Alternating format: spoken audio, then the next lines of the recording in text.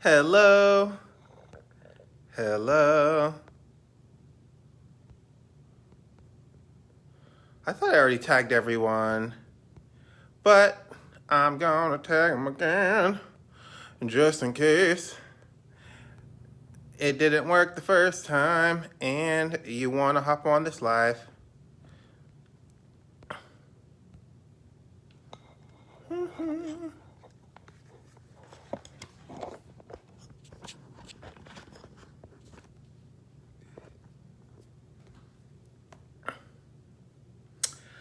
Alrighty. Okay, so I'm gonna wait another minute to see if people hop on, and then if you haven't been to one of my live trainings, hello, my name is Jay.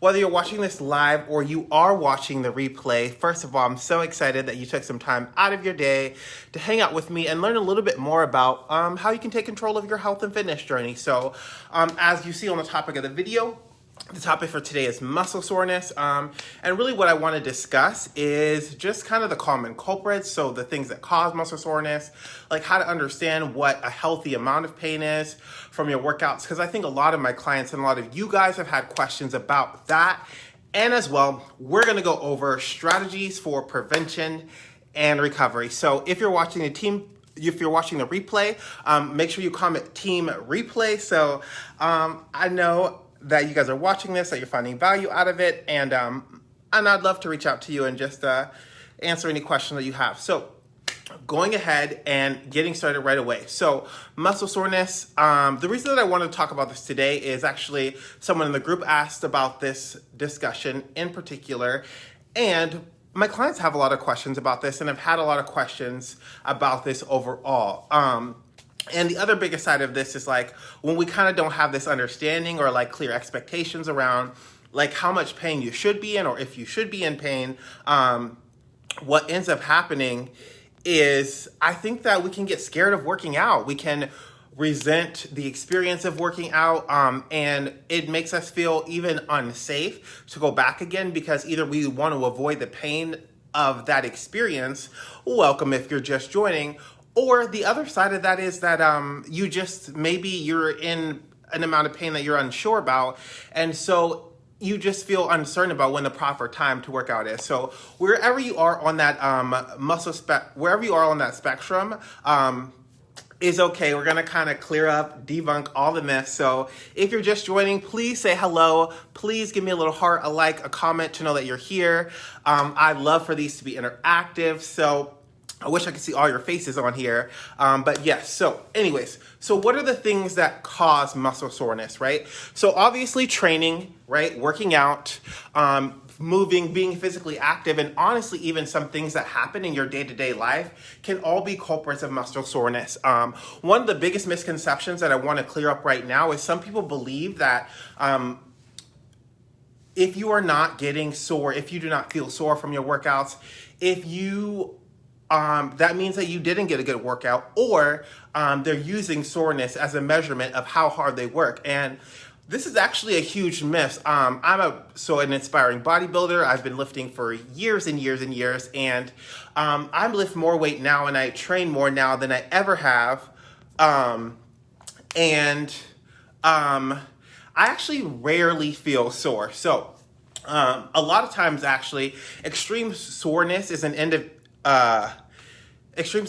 indication of the fact that you aren't doing something right in another area of your health and fitness, whether that's your diet, and we'll talk about specific things. So let's go through and talk about these, right? So obviously, if you're not properly stretching and recovering, that's going to be a big reason why you're feeling sore. Sometimes our body literally is just giving us this pain and this tightness in our muscles because exercise is breaking our muscles down, and so it's just this way of indicating that you need to stretch it. So hi Jason, Yeah, so the soreness can just be simply an indication that you need to stretch, which is totally fine. So just make sure that you're stretching after your workouts, doing some sort of dynamic warm up before your workouts, and that's one of the biggest things right there.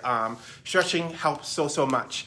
Another thing that soreness can be, we can learn from soreness is it can be an indication, hey, of the fact that your sleep does not support your training and your lifestyle. So what does that mean, right?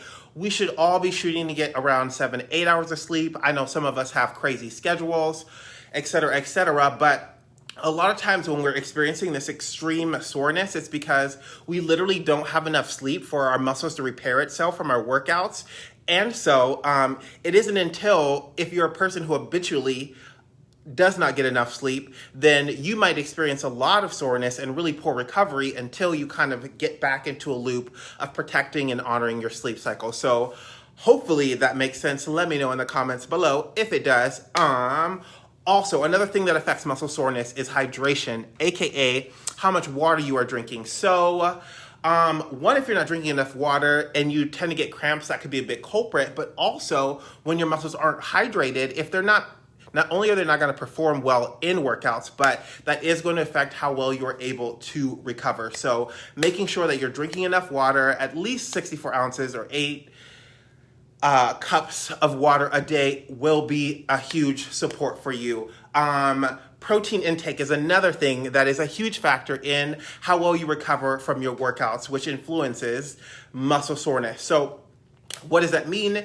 If you're not getting an adequate amount of protein, we've talked about this so much in this group, so hopefully you guys are starting to pick up on a theme, but literally, protein is a building block of muscle. So it's so common that people are under eating protein, and not only are you cheating yourself on an easy way to burn more calories because of the thermic effect of eating protein, but also you are not giving your body the resources that it needs to repair. So 2 more things I want to talk about as far as potential causes of muscle soreness, and then we'll move on. So the other big thing that doesn't affect a lot of people, but tends to affect my women more than men, and it is something I'm thinking about right now as I'm preparing for a body competition, is that sometimes an extreme caloric deficit can actually lead to you dealing with a lot of soreness or a lot of muscle fatigue. And this is really because literally your body does not have enough food, aka energy, to help you recover well from your workouts to repair the muscle. So if you take your deficit too extreme for no reason, honestly, which is more common, then the simple thing to help is honestly to just make sure that you don't have such an extreme caloric deficit, and you really can sort of monitor that. And if you are doing the extreme caloric deficit on purpose and you find that you're not recovering well from your workouts, because sometimes our metabolism is just in a place where we need our calories to be really low to still lose fat, because a deficit is a deficit, right? What I would say is make sure that you do your best to honor the other factors. So if by choice you are not eating a lot of calories, what you still can choose to do is make sure that you're stretching consistently, make sure that you're getting 7 to 8 hours of sleep per night, make sure that you're drinking enough water, make sure that you're eating at least 0.8 times your body weight in grams of protein per day. Does that make sense? Hopefully it does. So we've talked about kind of the causes of muscle soreness, and in talking about the causes, we've talked about prevention as well, because if you do your best to control those factors that influence muscle soreness and ultimately the way that you recover from your lifestyle and your workouts, those things are going to be huge in helping you also prevent extreme soreness from coming up. So what about expectations, right? So what should I expect from soreness? Honestly, I like to think about pain in 2 ways: on a scale of 1 to 10, because pain is always relative, and 2, the type of pain, right? So obviously you're going to feel pain from being sore, no big deal, whatever. I'd say on a scale of 1 to 10, most people end up somewhere in that 1 to 6 range. And it really kind of just depends. What we didn't talk about before is training modalities, right? So that means like your style of training. Are you weightlifting? Are you running? Were you doing high reps? Are you doing low reps, right?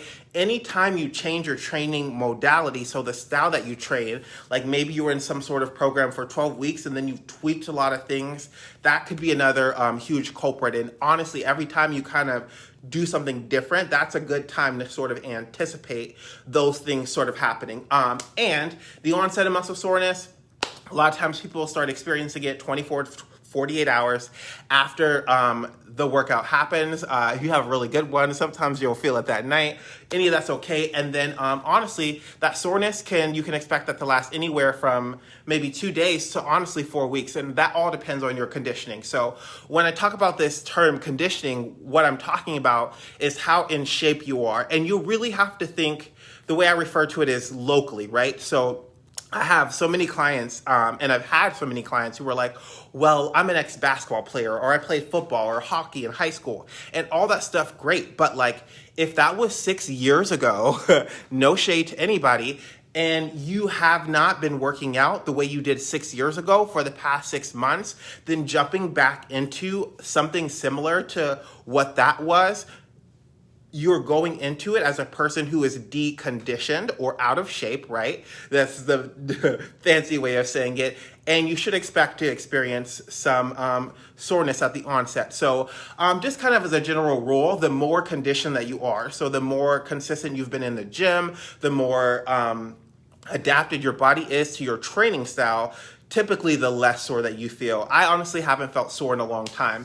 And some of that's the fact that I've been on the same training plan for a long time, and I'm just kind of tweaking it to make it harder based on how my body responds. And part of that is some other things that I do preventatively, but that are also good solutions, which I'm going to talk about right meow. Okay, so hopefully you guys are on watching this. Since there's not that many people on the live, please engage with the replay just so I can know what you guys are thinking. Next week will be a slightly different time because I think the last time worked better for you guys. But until then, here we are. So, tools for dealing with soreness. So the first thing is obvious. We talked about stretching, right? And rolling out. If you need a resource to help you develop a good practice for recovering from your workouts, for stretching and resourcing, I have a document inside this Facebook group that is called the Lean and Confident Full Body Recovery Checklist and Training. And there's a video and a checklist that's part of that training that's inside this group. And I'll literally teach you how to stretch and roll out in that resource, everything from your head down to your toe. And there's a checklist you can either print out and just check off as you go. So make sure you take advantage of that. If you have not, if you need it, comment on this video if you can't find it for some reason, and I'll make sure that me or someone from my team connects you with that resource. But yes, stretching or rolling out. In the similar camp, massages are great. Icing is great. Icy hot or any sort of hot cold therapy is great. Make sure anything like that, you're keeping it 15 to 20 minutes and maybe a maximum of 3 times a day, just to be safe, especially with the icing, because what can happen is you will burn yourself with the ice if you leave it on too long or you do it too frequently. And you don't want to use cold therapy going into a time when you know that you're about to move, right? Because you want your muscles warm for movement. So that one's free for you.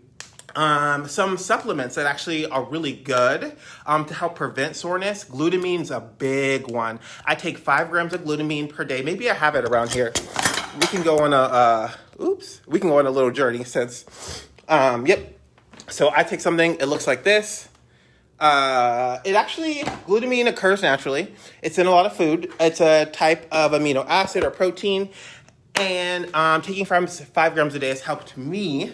I add it into the water that I drink during my workout, and it has been super helpful. And a lot of studies have shown that proves help muscle recovery so much. And then also, so any sort of pain that you're going to have from exercise is most likely a result of inflammation, right? So why is that? Well, because inflammation a lot of times is a symptom of overuse, and whenever you're working out or doing any sort of movement, like you're actually strategically practicing overusing your muscles to train them to be conditioned for whatever it is that you're doing. So by theory, if you're doing it right, you are overusing your muscles strategically over time. So you're prone to inflammation, which is okay. So with that being said, taking something like 2 to 3 grams of fish oil per day, or even a couple times a day, is totally great, and that will help with inflammation as well.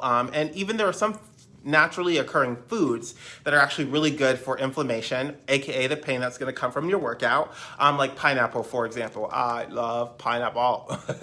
And then the last thing that I want to say is the obvious one, obviously, anti-inflammatories. Any sort of pain management pills are super dope. You want to think about stuff like ibuprofen, because ibuprofen, again, has anti-inflammatory. I think it's aspirin's the other one, where it'll deal with the pain but not the inflammation. But if the soreness is coming from something that happened in the gym, most likely the culprit's inflammation. So that's why I'd recommend that. Obviously, you don't want to do too much of that or make it last too long. But in a time when your soreness is really bad, just taking 2 or 3 ibuprofen 2 or 3 times a day for 1 or 2 days, nothing so big deal, as long as you don't do it on an empty stomach and you don't make a habit out of it. So that is all for this training today. I think everyone's hopped off already, which is perfectly fine. So it looks like there won't be any questions. If you're watching the replay or if you're watching the repurposed version of any of this, let me know any topics that you want covered in the next weekly live training, which is happening next Saturday.